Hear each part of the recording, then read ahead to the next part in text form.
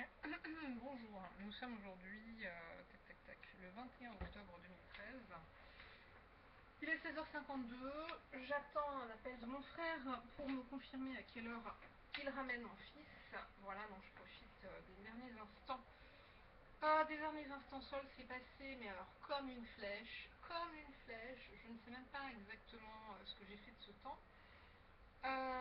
En tout cas, demain, donc il n'est pas dispo, il a des démarches lui aussi. Mercredi, il le reprend. Mercredi, là, je m'astreins.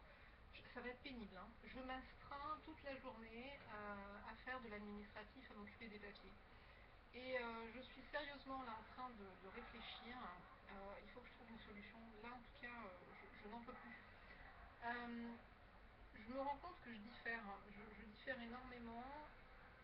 Voilà, parce que je sais qu'en ce moment c'est un peu fragile et je ne peux pas me permettre d'être déprimée, d'être démoralisée, d'être affectée dans ma chair, d'être affectée moralement. Et vas-y, toi, j'en ai marre du bruit ici. Voilà, je ne peux pas me permettre d'être affectée dans ma psyché et dans mon corps, hein, parce que je le sens là déjà depuis quelque temps. Je le sens et je me dis oh là là, pas bon du tout. Donc du coup, quand je reçois certains courriers, je ne veux même pas les ouvrir parce que je sais que ça risque éventuellement de me foutre encore un coup. Du coup, je les pose et je me dis on verra plus tard. Sauf que le plus tard n'arrive pas. Et le problème, c'est qu'après, ça vous revient et c'est plus compliqué. Donc il faut que je sorte de ce truc-là. Et je suis même en train de me dire, mais je ne pense pas que ce soit la bonne solution. Je ne pense pas que ce soit la bonne solution. La solution, c'est de se renforcer et c'est de trouver assez rapidement une solution pour sortir de cette situation. Voilà, donc là, vraiment, je lance dans l'océan de l'insynchronicité, mais vraiment, Seigneur, que ça puisse me revenir. Mets dans mon esprit, amène-moi les solutions. Parce que là, du coup, aujourd'hui, je me suis dit, je vais passer un coup de fil. C'est un truc que je ne suis pas censée faire, mais je vais le faire. Parce que là, ça commence à devenir trop compliqué. Alors, il n'est pas dit que ça puisse effectivement se concrétiser, mais en tout cas, le numéro de téléphone est là, sur un post-it que j'ai retrouvé hier. Je vais passer un coup de fil. Et s'il le faut, et je crois qu'il va le falloir, eh bien, on repassera par cette solution pendant un temps. Voilà. Tout en mettant un coup de canif dans certaines règles que je suis censée suivre. Mais il y a des impératifs. Et en tout cas, ouais, non, je peux pas rester trop longtemps dans cet état où je vois que je commence à le payer physiquement, à le ressentir physiquement, à être affecté physiquement.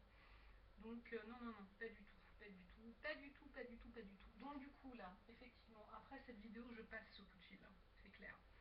Ensuite, vraiment, bon, je le prie chaque jour et je le demande chaque jour et chaque jour, ça continue à être la même. En tout cas, voilà, donc ça, il faut que ça trouve une solution parce que c'est plus possible. Hein. J'ai assez payé dans ma vie physiquement. Mon corps a été le réceptacle pendant des années de toutes les tensions et de toutes les pressions qui se jouaient au niveau de ma psyché. Ça suffit, ça suffit, ça suffit. Même si là, ce que je traverse, alors j'étais en train de me dire, c'est pas une épreuve qui vient de Dieu, c'est une conséquence de la maladie encore présente dans ma vie. Pas la maladie, mais la conséquence. Voilà.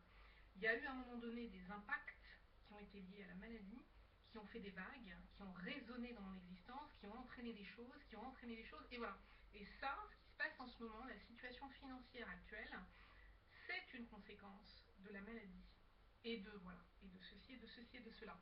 Et du fait que mon employeur actuel, en 2010, avait une observation de ma personne liée à la pathologie, sans pouvoir dire qu'il s'agissait de la pathologie, mais en pouvant supposer que j'étais un agent comme ci, comme ça, le genre d'agent qu'on essaye de, sans le dire clairement, de pousser vers la porte de sortie. Bon. Aujourd'hui, j'ai une RQTH, donc c'est un peu plus délicat. Mais là, j'ai le sentiment, j'ai besoin du concours de quelqu'un, d'un tiers. Voilà, j'ai plus envie, j'ai plus cette force, j'ai plus envie. Parce qu'en fait, ce qui me permet d'éviter ces douleurs que je ressens aussi bien au niveau de la tête que dans la nuque ou ailleurs, ce qui me permet de me détendre, justement, c'est de ne pas m'occuper de tout ça. C'est d'enlever mon esprit de ces affaires-là. Et le problème, c'est que pour régler ces affaires-là, la plupart du temps, il faut y mettre l'esprit. Donc c'est compliqué, c'est compliqué. Donc peut-être qu'il faut effectivement remettre ces affaires-là à un tiers. Sauf que ce qui existe et qui peut se faire, moi, me paraît dangereux et je ne suis pas sûre d'avoir envie d'aller dans ce sens-là. Alors voilà. Maintenant, j'ai un rendez-vous après les vacances avec quelqu'un qui va me parler d'une autre voie qui existe, qui est différente, mais bon, on verra. En tous les cas, voilà, donc là j'ai envie de couper. Mais demain, je sais que je vais m'y mettre par contre. Toute la journée, je vais faire que ça. Ça va être pénible, je vais avoir super mal à la tête, mais il va falloir que je le fasse parce que l'appel, le recours gracieux, c'est pas un appel, c'est un recours gracieux auprès de la MDPH. Je dois le rédiger demain sur mon ordinateur et je dois l'envoyer demain. Ça c'est clair, ça c'est très clair. Ça c'est très clair parce qu'ils font partie des instances qui pouvaient apporter une solution à la situation actuelle et qui, voilà, leur décision n'est pas une solution. En tout cas, voilà. Donc je demande un recours gracieux, pas pendant je ne sais combien de temps. De toute façon, voilà, les choses sont toujours, elles ne sont jamais ad vitam aeternam, hein, les accords pour ceci ou pour cela, par ce genre d'instance n'est jamais ad vitam aeternam, c'est toujours renouvelable. Donc je vais demander exceptionnellement. Voilà, mais le problème de l'exceptionnel, c'est que pourquoi on vous l'accorderait puisque les règles ne sont pas celles-là. Et je me dis, c'est peut-être du temps et de l'énergie pour rien, mais je vais le faire. Et c'est la deuxième vidéo où je dis la même chose et où je ne le fais pas. Mais demain, je me bloque. Je me dis, voilà, demain, mon frère a la gentillesse et le temps de pouvoir prendre son neveu. En plus, je sais que quand il est avec lui, mon fils s'amuse et se sent très bien. Donc, j'ai vraiment aucun scrupule à lui confier. Aucun. Au contraire, vraiment avec joie. Donc il va passer du temps avec sa cousine et c'est bien aussi de nouer les liens dès l'enfance parce que si on attend je ne sais trop quelle occasion, nous c'était plutôt à Noël. Bon, puis après ça s'est délité, mais c'est bien de passer du temps quand même avec sa famille et la famille c'est important. La famille c'est important, c'est ce qui reste quand les autres liens sont compliqués ou se sont cassés la figure, ou, enfin pour des tas de raisons, c'est la base, la famille. Hein. C'est la base, c'est vraiment c'est la base et c'est ce qui reste hein, jusqu'à la fin, quoi qu'il arrive théoriquement. Donc voilà, donc moi j'invite vraiment mon fils à nouer des relations avec sa cousine Mira, elle est toute jolie et quand on regardait un épisode de Mulan il n'y a pas longtemps, sur premier entraînement je crois ou un truc comme ça, il y avait des petites filles donc, qui s'entraînaient avec Mulan et il y en a une avec ses yeux bridés me faisait penser à Mira parce qu'en fait elle a un air comme ça, elle a les yeux bridés. Donc, bon voilà, je pense qu'il passe un très bon moment là, et donc même s'il rentre après 17h ou 18h, tant mieux. J'avoue, je suis rentrée, j'ai ma vaisselle qui m'attend depuis hier et qui ne s'est pas faite par enchantement, quel dommage. Et je vais devoir m'y coller à un moment donné, et ça m'en... Voilà, je vais pas employer de mots vulgaires, mais tout ça, c'est le quotidien qui me fatigue parce que ce sont des choses qui... Je sais que je vais sortir de ma cuisine avec un mal de dos extraordinaire. Et voilà. Et c'est ennuyeux, et c'est très ennuyeux, et c'est très ennuyeux, et c'est très ennuyeux parce que j'ai pas du tout les moyens de dire ok, je paye quelqu'un qui vient faire la cuisine chez moi, enfin pas la cuisine, oui pourquoi pas la cuisine aussi, tiens, qui vient s'occuper de tout ça. Et quand on trouve qu'il y a des gens qui ont les moyens d'avoir des employés de maison tous les jours de leur vie chez eux, comme Ardisson par exemple, manifestement, ou d'autres, c'est incroyable. Hein. C'est incroyable. Et quand je pense que le père de ma grand-mère faisait partie de ces gens-là, et que nous, à notre niveau aujourd'hui, on gratte plus ou moins la terre hein, comme des dératés, alors que dans notre famille, il y a des gens qui n'avaient pas du tout besoin de faire ça. Et je me dis, il y a un truc quand même qui a squeezé à un moment donné. C'est pas normal. Bon, en tout cas, petite chose, petit acte posé aujourd'hui, parce que depuis hier, et même depuis quelques jours, mais surtout depuis hier, j'ai dans la tête une mélodie que je trouve magnifique et qui m'envoûte presque. retrouvé, je l'ai déjà dit, par le biais de la synchronicité, en utilisant YouTube, ma chaîne YouTube et mes vidéos sur cette chaîne, et en parlant de ma meilleure amie quand j'avais 9-10 ans, Sandrine, j'en ai parlé dans 2 vidéos au minimum, il y a peu, et comme par hasard, dans l'après-midi, euh, un jour où le matin je parlais d'elle, de son oncle et de son cousin, dans l'après-midi je vois leur oncle à la terrasse d'un café, j'ai halluciné, mais grave, halluciné. Ce mec, ça fait des années que je le vois plus, il vivait dans le 20e, porte de Bagnolet, je vivais dans le 20e, ok, j'ai déménagé en 2005, on ne s'est plus jamais revu. Et là, le gars, je le vois, incroyable. Et du coup, donc on a échangé les coordonnées. Il a donné mon numéro à Sandrine qui ne m'a pas rappelé. Mais bon, il m'a comme expliqué et ça me touche hein, parce que je me dis, il n'y a pas de hasard dans la vie, je crois pas. Je pense pas que cette fille ait été mon amie par hasard. Hein, parce on a un peu des vies parallèles dans le sens où sa mère avait des problèmes de santé comme ma mère. Enfin, pas exactement la même chose, mais le même genre hein, de maladie. Et sa mère est morte, la mienne est morte. La mère d'Alain, manifestement aussi, semblait avoir ce type de maladie et sa mère est morte. Bien. Et bon, on est métis, on est métis franco, enfin pas franco, mais européen, africain. Voilà, je sais plus de quelle origine est le père et de Sandrine et d'Alain, mais on est métis, tous les trois. On a vécu, donc on sait ce que c'est que de perdre sa mère jeune pour des raisons de santé particulières. On sait ce que c'est. Et voilà, donc je me dis, et elle, son oncle me disait qu'elle avait vécu une épreuve qui faisait qu'aujourd'hui, enfin moi ce que je conclus c'est qu'aujourd'hui elle doit avoir une énorme défiance à l'égard des femmes, à l'égard des amies femmes. Et voilà, et des amis qui créent de la souffrance dans sa vie. Et comme toutes les deux, on s'est quand même, on a eu un froid terrible hein, pour une bêtise en plus, vraiment. Hein, c'est vraiment basé sur de l'orgueil. Parce qu'on était chez ma tante et on chahutait et elle m'a mis un coup, un très mauvais coup, mais sans faire exprès. Et j'ai eu tellement honte et j'ai été tellement gênée par ça qu'on s'est embrouillé dans la soirée. Et j'ai dû lui dire à un moment donné, de toute façon, je t'adresserai plus jamais la parole de ma vie. Et c'est ce qui s'est passé. J'ai tenu ce truc-là, par orgueil, par fierté. Enfin, par des trucs complètement stupides. Mais ce qui me touche, c'est que son oncle me dit qu'elle a des problèmes de santé particuliers aujourd'hui. Moi-même, j'ai eu une suspicion concernant cette maladie. On m'a dit à un moment donné que j'avais cette maladie, et puis finalement, non. C'est autre chose. Et ça m'a touchée. Ça m'a vraiment touchée, et je me suis dit, j'ai vraiment envie de la revoir, cette fille. Et ce qu'elle a vécu, c'est pas facile. Voilà, avoir vécu pendant des années avec quelqu'un avec qui vous avez un enfant et être trompé par votre conjoint et votre meilleur ami, voilà, c'est quelque chose qui est terrible. C'est quelque chose qui est terrible. Donc je comprends doublement, à double raison, pourquoi elle n'a pas souhaité me contacter la dernièrement. Par contre, Alain, j'ai pas eu de problème avec lui. Et il m'a contacté et je suis très contente parce que j'ai vraiment écouté, il m'a envoyé différents liens de ce qu'il fait avec un groupe auquel il appartient de façon non professionnelle. Et depuis hier, il y a une mélodie, moi j'avoue, bon, j'ai tout écouté, ce que j'ai trouvé, ce qu'il y en a une que j'ai pas trouvé, mais j'ai écouté tout à un moment donné et j'ai trouvé ça très bien, vraiment très bien. J'ai envoyé des liens à ma soeur, mais je crois qu'en fait c'est pas la bonne boîte mail hein, sur laquelle je l'ai envoyé, parce que je crois qu'elle est sur une autre boîte mail maintenant.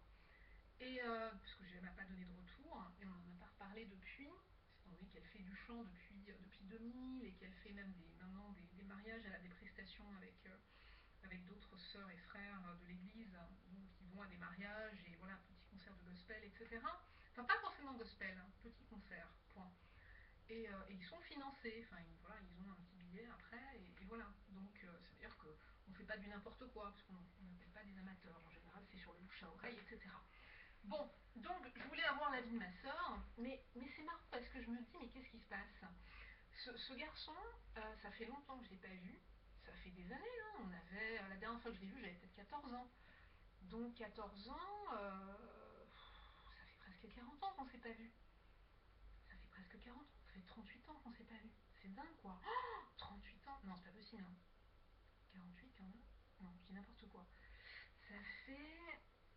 Ouais, je pense qu'on est dans les mêmes âges, hein, parce que Sandrine a un an moins que moi, donc lui il doit être, je sais plus exactement.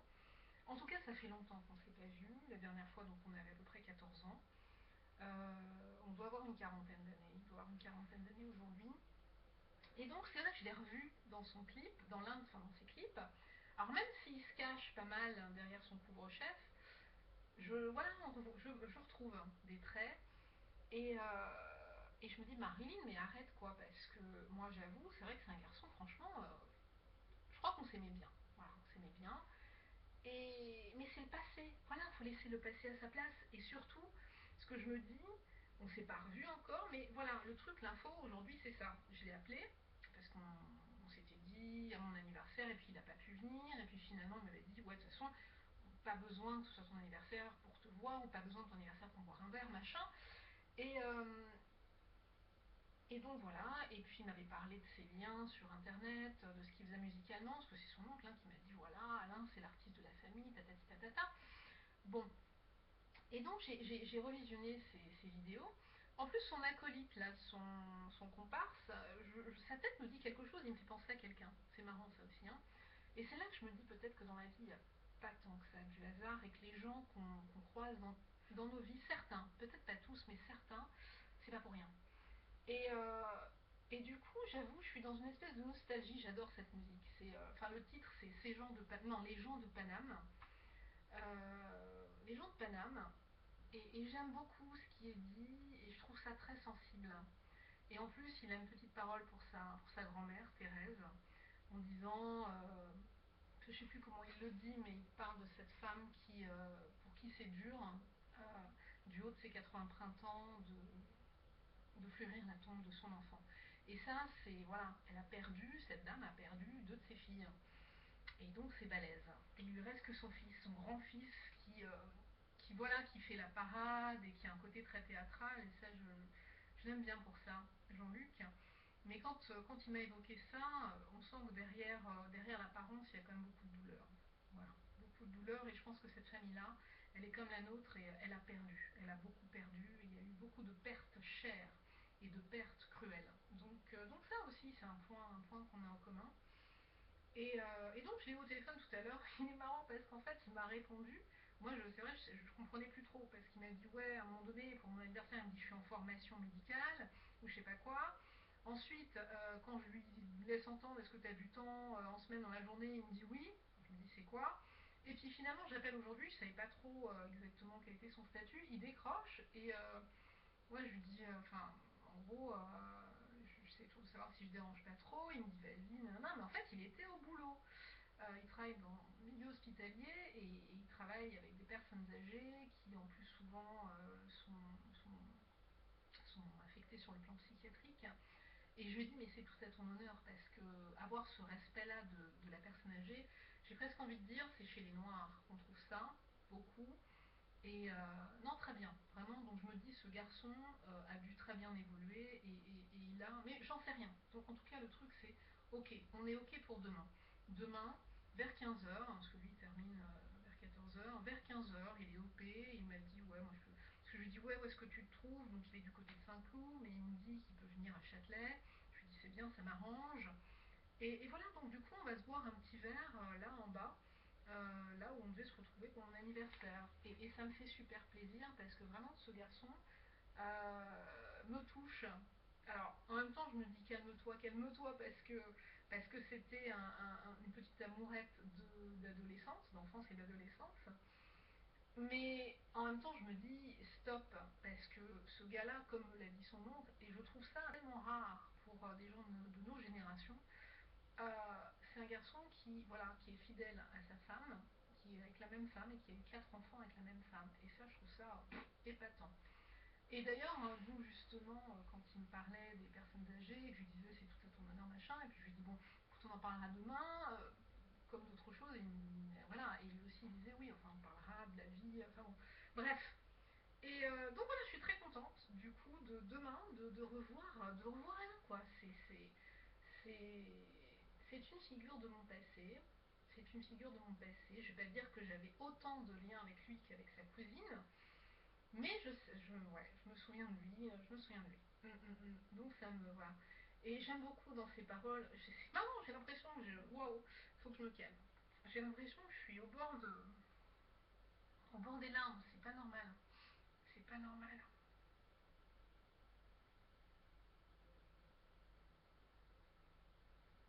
C'est pas normal. Il faut que je me calme. C'est bizarre, hein. Mais je sens tellement de.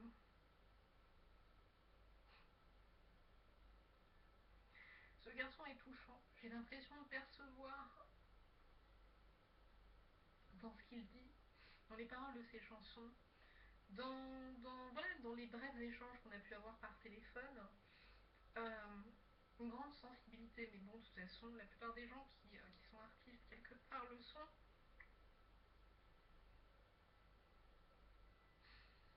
Ouais.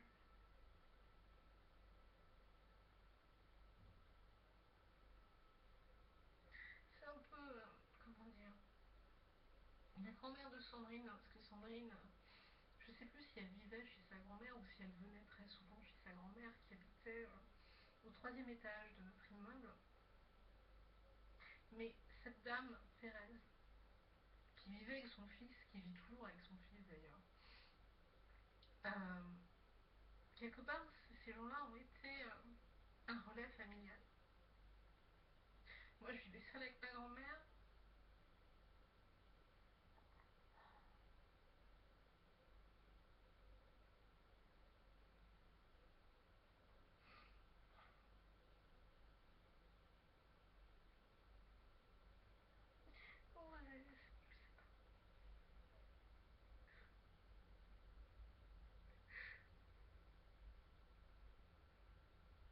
Ouais, forme de nostalgie. Alors, j'espère que je vais pas fondre en larmes demain parce que c'est ridicule.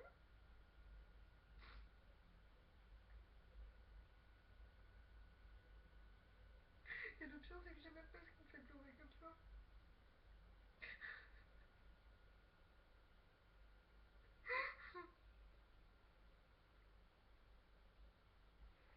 Et en plus, je vais garder ça. Oh là là. Faut que je me. Alors, je sais pas si c'est la tension à laquelle je suis en ce moment, si c'est tout un ensemble de choses. C'est tout un ensemble de choses. Mais j'aimerais tellement revenir en arrière. Je crois que c'est ça aussi. Je crois que parce que quand on est petit, il y a tellement d'horreurs qu'on a traversées après qui ne sont pas encore advenues dans nos vies. Et même si c'était dur, parce que moi je sais que ma vie était déjà compliquée quand j'avais cet âge-là. Parce qu'on n'est pas avec son père, on n'est pas avec sa mère, on est avec une vieille dame, c'est pas évident. C'est pas évident. C'est pas évident, mais en tout cas, la maladie était pas encore là, et donc la vie était quand même belle. Voilà. Alors je me dis, Marilyn, arrête avec ça et dis-toi que la maladie aujourd'hui n'est plus là et que justement tu as tout à construire. Tout cet interlude, tout cet interlude, on va dire de 19 ans jusqu'à peu, plus d'une vingtaine d'années. Même si ta vie s'est arrêtée pendant une vingtaine d'années, tu sais que tu peux la reprendre maintenant. Alors même si le temps a passé, même si plein de choses ne sont a priori pas récupérables, tu vas pouvoir à nouveau avancer normalement. Et c'est ça qui est important. Voilà.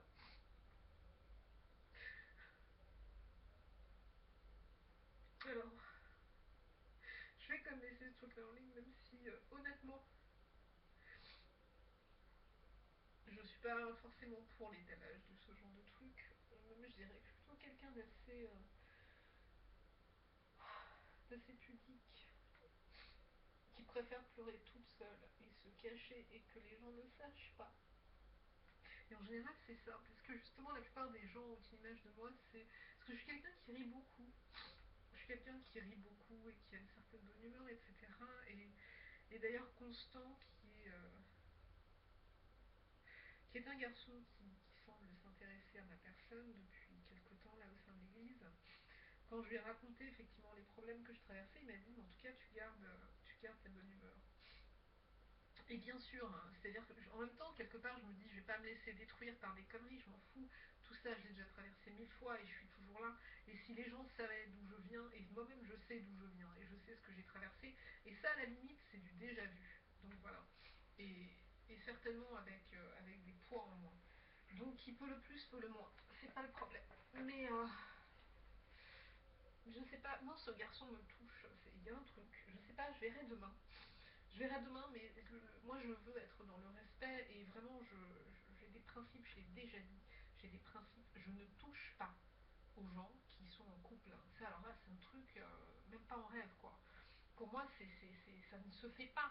C'est-à-dire que dans l'idée qui est ne fais pas à autre ce que tu n'aimerais pas qu'on te fasse, moi personnellement demain je vivrai avec quelqu'un, si une femme se permettait, quelles que soient les raisons, parce qu'à un moment donné ça va pas entre moi et mon compagnon, etc., ou qu'on est dans une période où on fait un break plus ou moins, etc., qu'une femme se permette de saisir cette opportunité pour rentrer dans cette union, pour venir profiter de la situation, etc., et prendre, mettre la main sur mon compagnon, honnêtement, cette femme-là, j'aurais envie de la tuer.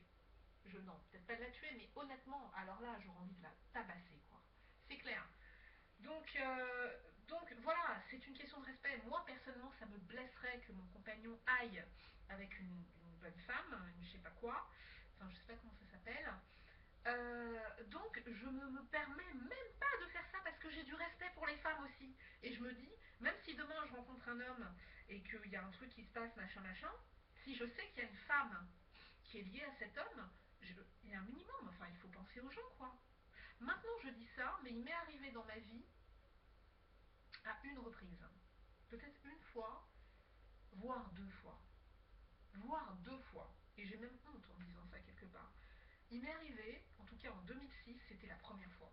En 2006, je suis tombée sur un mec qui travaillait dans un bar du côté du 19e arrondissement, où j'ai été débauchée par un collègue de travail, parce qu'on n'est pas censé aller boire des verres dans des bars quand on bosse. Et là, je sais pas, il y a un truc qui s'est passé. Et donc j'ai essayé de gratter un peu, et bon, j'ai compris que le gars était en couple. Et bon, voilà, et puis bon, et finalement un jour, il s'est passé ce qui devait se passer. Et j'ai, franchement, c'est contre tous mes principes. C'est contre tous mes principes. Vraiment. Mais bon, ça arrive. On est humain. Voilà. Et parfois, l'attirance est plus forte que tout et elle nous rend fous. Donc c'est dangereux. Et la deuxième fois, ah ouais, la deuxième fois c'était avec Joseph. Hein. C'est incroyable. Joseph m'a dit, hein, assez rapidement quand même, hein, il m'a dit, je sais plus comment il me l'a dit, mais il m'a dit qu'il y avait une femme dans sa vie.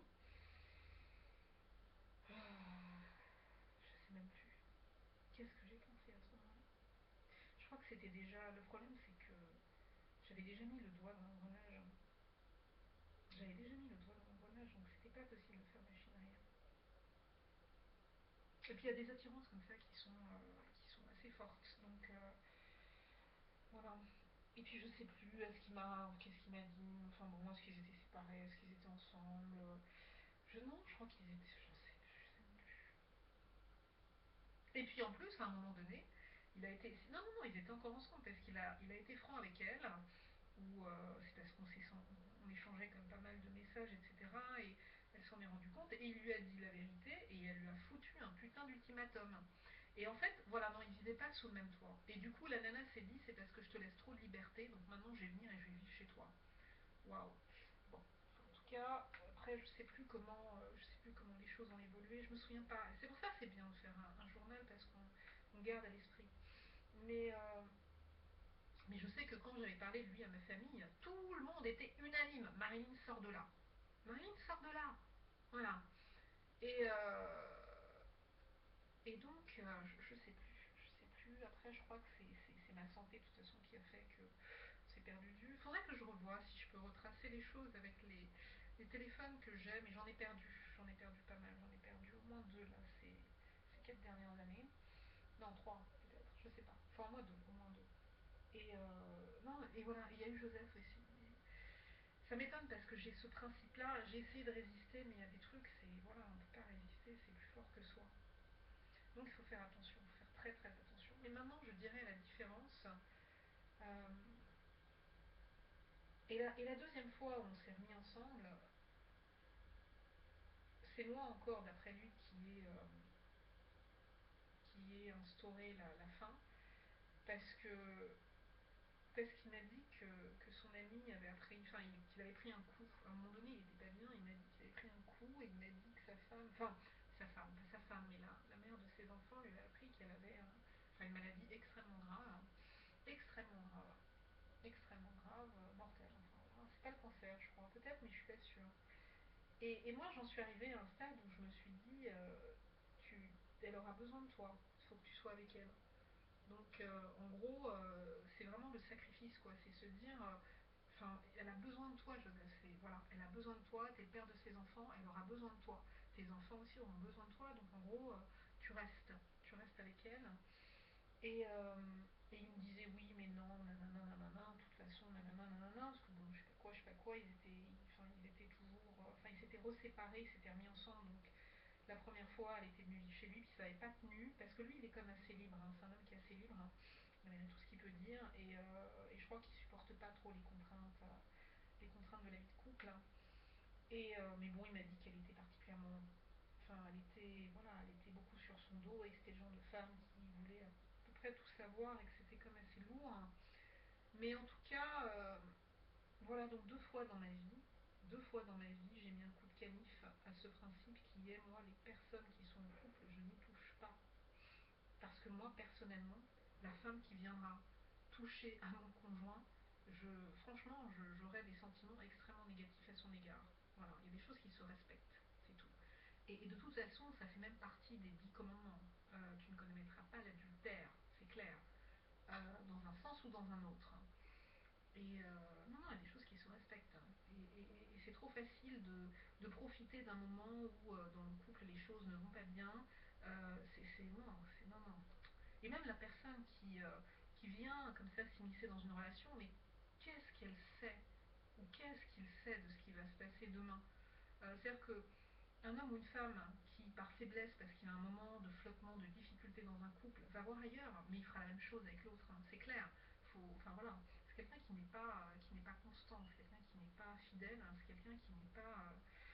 On ne peut pas avoir confiance en quelqu'un comme ça. Donc la tierce personne qui rêverait ou qui aurait à l'esprit de se mettre en couple par la suite avec l'homme avec qui elle aura eu des relations adultères ou des relations parallèles, on peut se poser des questions sur comment agira cet homme demain avec elle si elle passe en première ligne. Mais c'est ça le truc, il y a des femmes qui préfèrent rester en deuxième ligne parce qu'elles savent qu'elles ne seront jamais à la place de celle qui est cocufiée, etc. Mais en même temps, c'est tellement difficile aussi de tenir le quotidien. C'est tellement facile d'arriver de temps en temps, voilà, ça c'est la place à la limite la plus simple, hein. C'est la facilité. Bon, je sais pas. Mais en tous les cas, donc du coup, je me mets à la place de Sandrine et j'imagine qu'après 12 ans, même plus, hein, plus de 12 ans, parce que leur fille a 12 ans, je crois, après plus de 12 ans de vie commune, euh, près d'une vingtaine d'années peut-être même, hein, parce que c'est vrai que je me souviens de son gars, hein, à l'époque elle était déjà avec lui. Et voilà, et après toutes ces années, être trahi de cette manière-là, c'est waouh. Et en plus par deux personnes qu'on aime, hein. Je ne sais pas quel est le pire. Je ne sais pas si on a plus de haine contre l'ami ou si on a plus de haine contre le compagnon. Je ne sais pas. Mais je la comprends. Et je comprends que. Enfin, moi, je me mets à sa place et je pense que maintenant, elle se défie. Elle se défie beaucoup des femmes et qu'elle n'a pas, voilà, elle a pas trop envie. Pas trop envie. Elle reste peut-être sur une peut-être vieille amie. Ou je ne sais même pas. Je ne sais même pas. Mais j'espère qu'elle va faire son petit chemin et qu'on va se revoir. Vraiment, j'aimerais qu'on puisse se revoir. Voilà, c'est important de pardonner et de dépasser les situations qui ont été brouillées dans nos vies. Et elle fait partie des personnes avec qui les choses se sont mal terminées et j'aimerais bien qu'on puisse dépasser ça. Voilà. Et je reviens à ce que je disais tout à l'heure. Il est possible qu'on ne rencontre pas les gens par hasard. Euh, voilà. Enfin, le fait que sa mère, tout comme la mienne et celle de son cousin, ait eu ce genre de pathologie qui vous détruit l'existence très jeune, euh, aussi. Aussi. Donc voilà. Mais ils ont eu la chance d'avoir cette mamie, l'ami à qui j'ai envoyé un petit mot, une petite lettre après avoir croisé son fils, leur oncle. Je lui ai envoyé un mot, je lui ai envoyé un mot et je sais pas quand. Mais moi je préfère que ça vienne d'elle. Mais j'aimerais bien effectivement aller lui rendre visite à cette petite dame. Elle a forcément vieilli. Madame. Ouais. Mais en tout cas, Jean-Luc est resté, je l'ai reconnu. Hein, pour moi, il n'a pas changé cet homme-là. Il n'a pas changé. Il n'a pas changé. Vraiment. Donc, ce sont des gens pour qui j'ai une certaine affection. J'ai une certaine affection pour cette famille-là. Voilà. Et donc demain, voilà, j'irai boire un petit verre avec Alain. Mais je vais repasser du coup où est-ce qu'elle est. Elle est vraiment très belle cette chanson, je l'aime beaucoup, les gens de Paname. Je l'ai dans la tête hein, depuis hier soir, elle, me, elle me hante, j'ai presque envie de dire. Elle me hante. Alors, je sais pas si c'est ça. Hop. Non, ça peut pas être ça. Oh, oh. Non, pas du tout.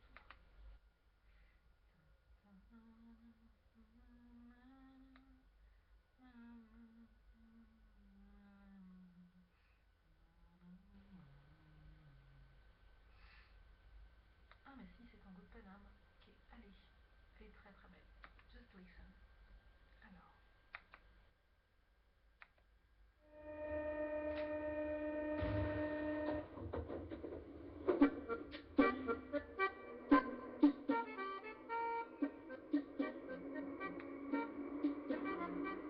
Aux alentours de Strasbourg-Saint-Denis la nuit, les péripéties d'une péri, pathéticienne qui prend une pause.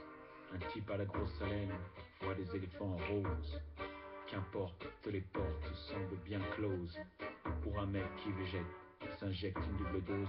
Or, piqué, collégramme, bourré de cam. Encore un nouveau drame, Louis Blanc, J sur le macadam. Ni Pasteur, ni Pierre Curie n'ont le remède aux grandes dames. Et s'il est tombé par terre, c'est plus la faute à Voltaire. Galère, l'air perdu, dans la rue, inconnu, parmi les inconnus, toujours à l'affût, du moindre raffut. Ma fureur s'anime, et en prime, se dessine, se peaufine, dans mon cerveau, comme dans mon âme, ce tango de Paname.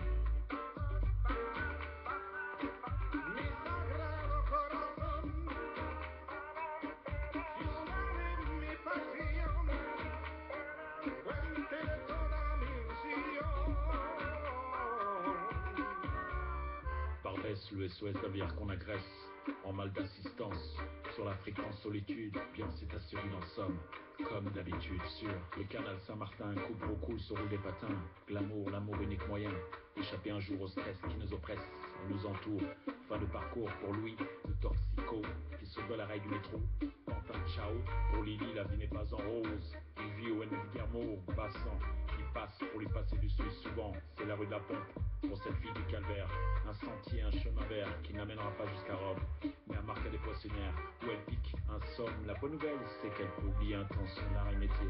Ah, qu'il est loin le temps où Notre-Dame des Champs se promenait avec gaieté sur le grand boulevard de Saint-Germain-des-Prés. Elle rêvait d'une couronne blanche à la chapelle de l'hôtel de ville. La Maison Blanche s'est transformée en château rouge.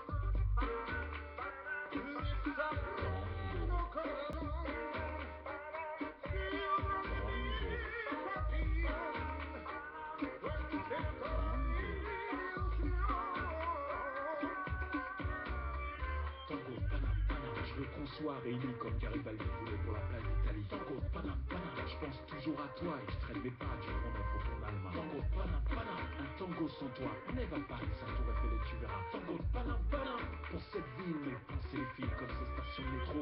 Se dessine dans mon cerveau comme dans mon âme. Ce tango, Paname, tango. Et l'amour, donne besoin.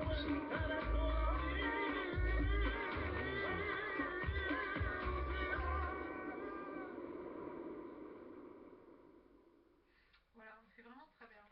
Vraiment, j'aime beaucoup. Je crois que c'est la douceur hein, que je sens transpercer dans sa voix qui me touche autant. Voilà, mais c'est le côté artiste qui se décline sous différentes manières. Enfin voilà, donc demain après-midi en pause, ça me fera une pause dans la journée pénible que je vais passer à faire des trucs que j'appelle administratifs, hein, mais c'est même pas l'administratif, c'est les trucs du monde. Voilà, c'est les trucs du monde, des trucs qui sont, ouais, les trucs du monde. Voilà, trucs du monde, de papier, de machin, de ci, de mi. En tous les cas, ouais, 17h32, là, je vais bouger parce qu'il faut que je fasse ma vaisselle. C'est super passionnant, mais je suis partie des incontournables, parce que quand mon fils va être là, bah, je vais plutôt passer du temps avec lui, à l'écouter me raconter parce qu'il a fait l'extraordinaire depuis dimanche soir avec son tonton et sa cousine et la maman de sa cousine. Voilà, donc... ah oui, voilà, il y a un truc, hein, il y a un truc effectivement qui est dit et que je trouve très très vrai.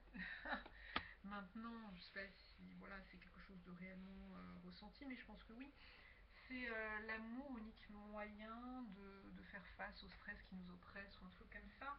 Et c'est vrai, mais l'amour sous toutes ses formes, et l'amour prend différentes formes. Ça peut être l'amitié, ça peut être l'amour qu'on a pour ses parents, l'amour qu'on a pour ses amis. C'est ce qui nous relie, en fait. Le lien, l'amour, c'est ce qui nous lie aux autres.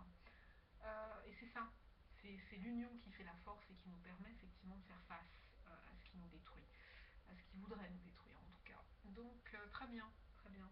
Donc je pense que ce sera ouais, des retrouvailles certainement sympathiques, hein, sympathiques et intéressantes. J'ai appelé cet après-midi Patricia, la sœur en Christ qui vit à Boulogne. Elle a décroché son téléphone, ça m'a fait plaisir, et bon, elle va mieux, mais elle m'a effectivement confié que là, pendant ces derniers temps, c'était compliqué, très compliqué. Euh, Elle m'avait beaucoup touchée, cette jeune femme, enfin, qui a pourtant bien, enfin, une cinquantaine d'années apparemment, mais qui ne les fait pas du tout. Et elle m'avait beaucoup touchée quand je l'avais rencontrée dans une réunion de maison à Boulogne cette année, et on avait gardé le contact. Et, euh, et c'est toujours intéressant, et j'aime beaucoup discuter avec elle, et on a eu des échanges. Enfin, elle m'a fait penser à un passage dans la Bible que j'ai lu justement là, dernièrement, et elle m'a ensuite envoyé un message pour me remercier pour ce passage, particulièrement un verset, le 33. Et c'est très, non, c'est intéressant, j'aime beaucoup Patricia. Voilà. Et ça aussi, comme pour faire un lien avec ce que je viens de dire, les liens, ce qui donne, pour moi, je l'ai toujours pensé, ce qui donne à la vie son sel, ou ce qui fait que la vie est intéressante, sont les autres. C'est les relations que l'on peut avoir avec les autres, qu'elles soient dans la durée, qu'elles se mettent en route et qu'elles s'étiolent, mais vraiment les autres. Hein. C'est chaque personne, même celle qui a l'impression qu'elle n'a rien de particulier à apporter, on a tous quelque chose à apporter aux autres. Hein. Et, au-delà du monde dans lequel on vit, du monde d'intérêt, etc., basé sur ceci et sur cela, euh, on a tous quelque chose à apporter à autrui. Moi, c'est comme ça que je vois ça. Même le mec qui est dans la rue, qui est SDF, même si moi maintenant j'ai assez donné avec les SDF et je l'ai payé tellement cher, mon Dieu, qu'aujourd'hui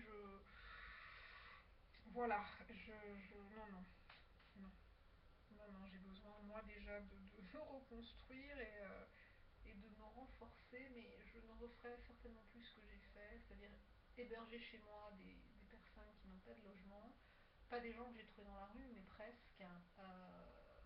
C'est très dangereux. C'est très dangereux, vraiment.